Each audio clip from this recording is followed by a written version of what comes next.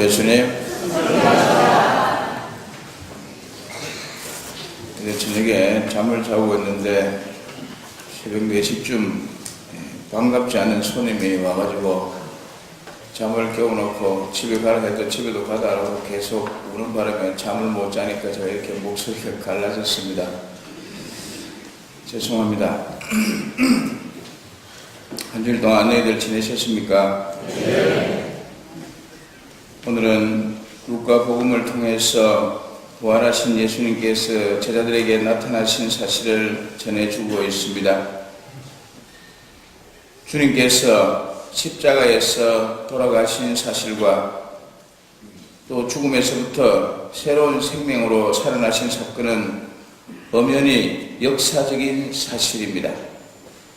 지어낸 이야기가 아니라 예수님이 완전히 십자가에서 돌아가셨고 또 죽으셨다가 다시 살아난 것은 역사적인 일인 것입니다. 예수님의 죽음과 부활을 통해서 하나님께서는 인류 역사 안에 깊숙이 개입하여 당신의 사랑을 인간들이 피부로 느낄 수 있도록 해주셨습니다. 눈에 보이지 않는 하나님께서 눈에 보이는 예수 그리스도를 통해서 당신의 사랑이 얼마나 크고 넓은지를 분명히 보여주셨다는 것이죠. 오늘 우리가 들었던 복음에서는 단순히 예수님께서 부활하셨다는 사실을 전하는 것으로 만족하지 않고 우리가 예수님의 부활을 선포해야만 한다고 강조하고 있습니다. 본문에 이렇게 되어 있죠. 성서의 기록을 보면 그리스도는 고난을 받고 죽었다가 3일 만에 다시 살아나게 되어 있습니다. 그리고 회개하면 죄를 용서받는다는 기쁜 소식이 예루살렘으로부터 시작하여 모든 민족에게 그리스도의 이름이 전파될 것이라고 되어 있습니다.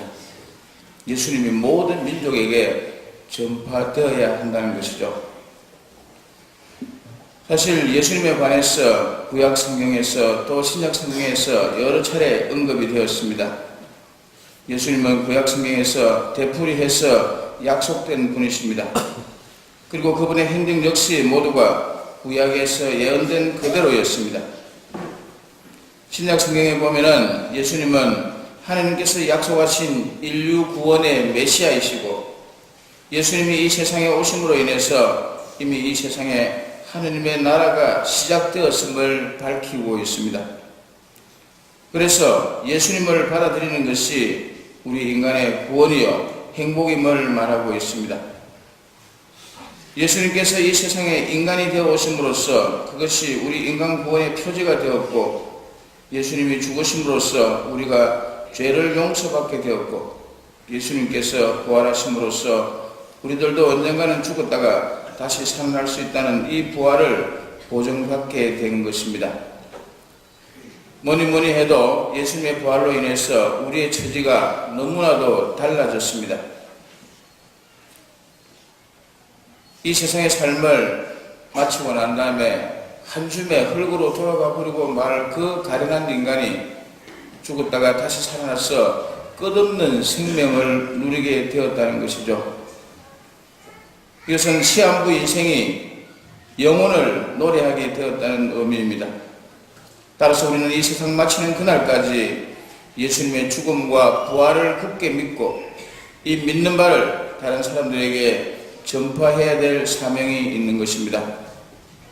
오늘 복음에서도 너희는 이 모든 일의 정인이다 라고 말씀하심으로써 예수님께서 우리에게 이 부활의 정인이 되라고 우리를 일깨우고 있습니다. 정인이 침묵을 지키고 있으면 진실이 매장됩니다. 따라서 정인은 자기가 알고 있는 진리를 증거해야 될 책임이 있는 것입니다. 여러 차례 강조하였지만은 우리 교회가 존재하는 단 한 가지 이유는 복음 선포, 죽었던 그 예수가 다시 살아났다는 부활 신앙을 선포하는 일임을 우리는 너무나도 잘 알고 있습니다. 아직도 우리 주변에는 아무런 신앙을 갖지 않은 채 살아가고 있는 사람들이 41%나 된다고 합니다.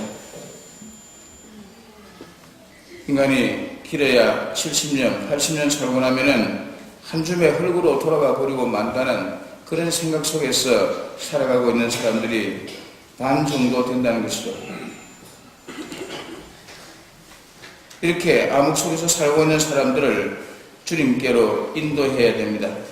우리 교회로 초대하여 교회를 통해서 하나님께로 그들을 인도해야 됩니다. 뿐만 아니라 세례를 받고 여러 가지 이유로 신앙생활을 쉬고 있는 사람들도 우리들과 함께 신앙생활을 하도록 그들을 안내해야 할 것입니다. 우리는 세례 성사를 통해서 이 세상에서 죽고 그리스도 안에서 새로운 생명으로 부활하는 사람입니다.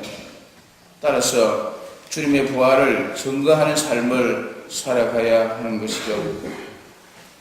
사도 바울은 에베소서 8장 22절 이하에서 이렇게 말씀하고 있습니다.